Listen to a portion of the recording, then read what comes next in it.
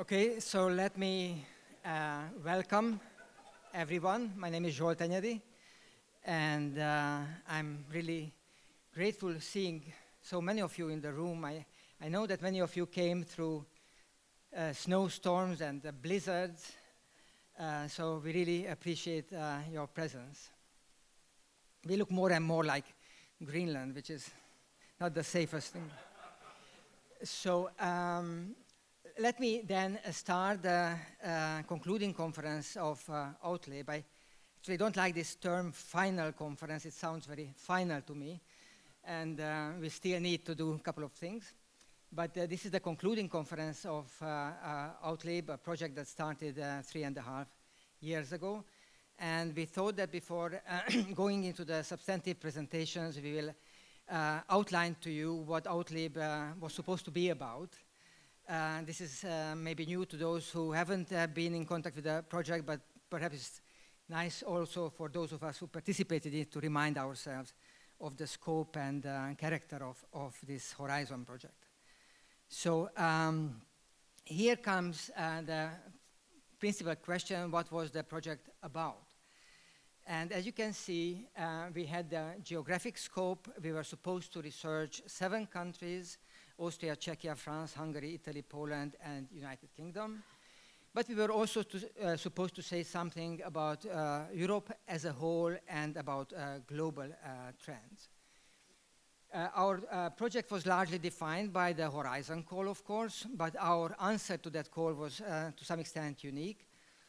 We suggested that we need to explore better the ideological map of Europe, to establish the fundamental parameters and dimensions of this ideological map, and to place political actors within this ideological space.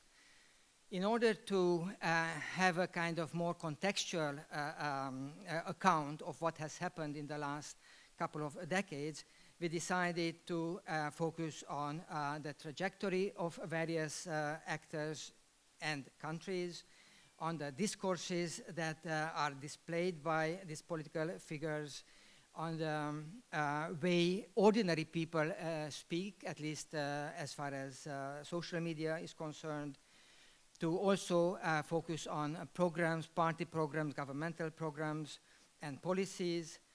A very large part of the research was supposed to be and was actually about attitudes, mass attitudes, and elite attitudes, ideological values and preferences. And then we were also interested in organizational strategies, particularly how various illiberal organizations relate to each other, and try to create some kind of counterweight to liberal democracy. Now, we try to answer a very big question, and this is: why are illiberal forces so popular today? It is a paradox to some extent that the post-industrial transformation of Europe led to the success not of the, let's say, green, left liberal and so on forces, but of illiberal forces. And in order to understand this, we went to political factors, but also to deeper psychological and social explanations. And finally, we tried to rethink a little bit the liberal democratic offer, because we thought that probably some mistakes have been made by liberal democrats themselves, and they need to correct these mistakes. When it comes to the empirical basis of the research, we had a very wide base. As you see from the slide, actually we went beyond the 7 countries. We collected data in United States and Germany as well. We ran our own mass surveys. We contributed to an expert survey and created our own. We ran a couple of survey experiments. We had laboratory experiments as well. We based many of our conclusions on textual analysis, large data sets. We have conducted some historical investigation, and somewhat embarrassingly, I have to admit that you have a choice tomorrow, in the sense that there will be an extremely good panel of historians meeting in the other room, historians connected to the AUTHLIB project. So I myself, I'm torn, whether I should listen to my own presentation here or I should go there. We have conducted normative political philosophical analysis, done policy descriptions, particularly on policies that are not that much researched. We have conducted deliberative field studies through mini-publics and network analysis of organizational linkages. Now, when it comes to novel data generation, I think this AUTHLIB project is also quite unique in the sense that while relying on many off-the-shelf data, we have produced lots of new data that can be researched by any of you. So we have, as I mentioned, representative mass surveys, we have online survey experiments, we have lab experimental data from UK and also now from Hungary. Then a lot of data on tweets, protest event data set, expert surveys, and deliberative fora-related surveys. So all these data are now merged and connected to each other, and it will be available for the academic public. There will be also some specific reports on these data sets that will be available, and some of these data are already available through our website. So I very much recommend that you visit our website.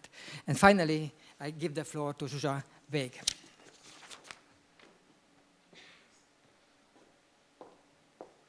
Thank you very much, Zsolt, and thank you everyone for being here.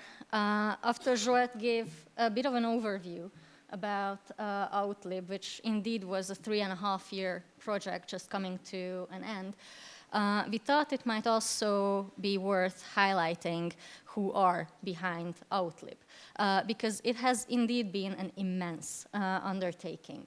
We had 13 work packages that were conducted by 8 partner organizations, the Central European University leading the way, Charles University in Prague, Sciences Po in Paris, Scuola Normale Superiore in Florence, the SWPS University in Warsaw, the Transatlantic Foundation of the German Marshall Fund of the United States in Brussels and Berlin, the University of Oxford in Oxford, and the University of Vienna. So we were spanning 8 countries with the research focusing on 7. I also wanted to highlight our principal investigators, without whom this project would definitely not have happened. Zsolt Enyedi, of course, Petra Gasti, Jan Rovny, Manuela Kajani, Radoslav Markovsky, Daniel Hegedűs, Stephen Whitefield, and Sylvia Kritzinger were all instrumental in bringing about this project and implementing all our surveys and fieldwork and all that Zsolt has been talking about.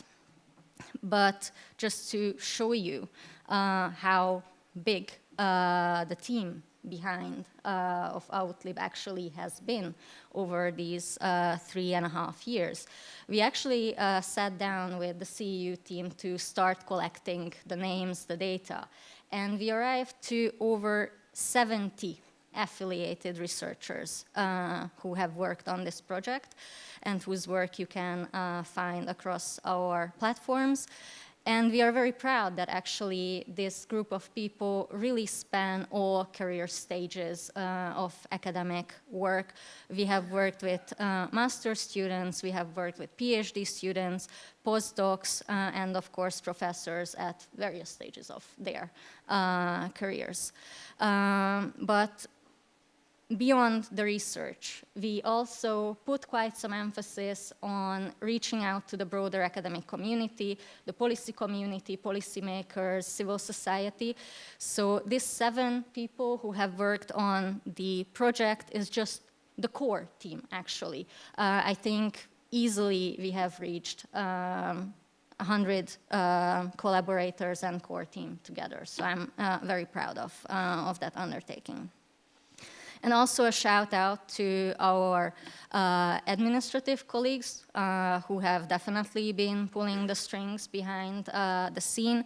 Across the 8 organizations, we have worked with over 30 administrative staff, so very grateful to all their work that they have put into this project. But beyond what we have actually done, and Zsolt gave you both a conceptual and empirical overview, we thought to also highlight some of the things that actually came out from this project. Of course, Horizon project is an academic project, so you will find many, by now, over 30 academic publications, a special issue, book chapters, and our AUTHLIB working paper series. And we are still counting. Many papers are under review, so I very much encourage you to follow us, and I will give you where, to find out more about our work. But beyond the academic work, we also try to engage with the policy debate, given that what we study here is actually a very pertinent and pressing issue across Europe. So we have been working with the policy community as well, and among our publications you will also find some policy-related and country-focused analysis with which we try to bridge the gap between academia and practitioners and try to disseminate our work to a wider public. We also did that through our AUTHLIB blog. And I'm very proud that we have engaged all organizations over the 3.5 years to kind of popularize the scientific work that we have been doing and translate it into shorter, more digestible pieces. And we very often commented on political developments. We have over 50 pieces published on the AUTHLIB website, and you are very welcome, of course, to check them out. We have, of course, participated at various academic conferences. Some of them stand out, and you see some of the pictures from these meetings. We have been at ECPR, CES in all years of the project. We have organized over 20 panel discussions and lectures across various topics, some more conceptual and academic, some very policy-oriented, and even focusing on political developments like the elections that were taking place across these years. Zsolt has already mentioned the mini fora, a type of fieldwork that we have conducted. I'm highlighting it here also because it was not only an engagement in a new, for us, type of innovative research method, but also an engagement with politicians, young politicians, policymakers, civil society representatives, and also youth who are interested in politics. These were conducted in the Czech Republic, run by the Charles University team. And of course, we have numerous interviews, podcasts discussing our work that you can all find on our website. A few things that I just wanted to highlight and also give you a little bit of teaser for what has been happening, what you will hear about at this conference, and what is still actually to come in the next 3 weeks as we wrap up the project. Zsolt mentioned all the many surveys and the data sets that we have collected, and this has already been synthesized to a large extent in the AUTHLIB interactive dashboard, thanks to the work of the CEU team, especially of Dean Schaefer, Bálint Mikola, Péter Bori, and Zsolt Enyedi.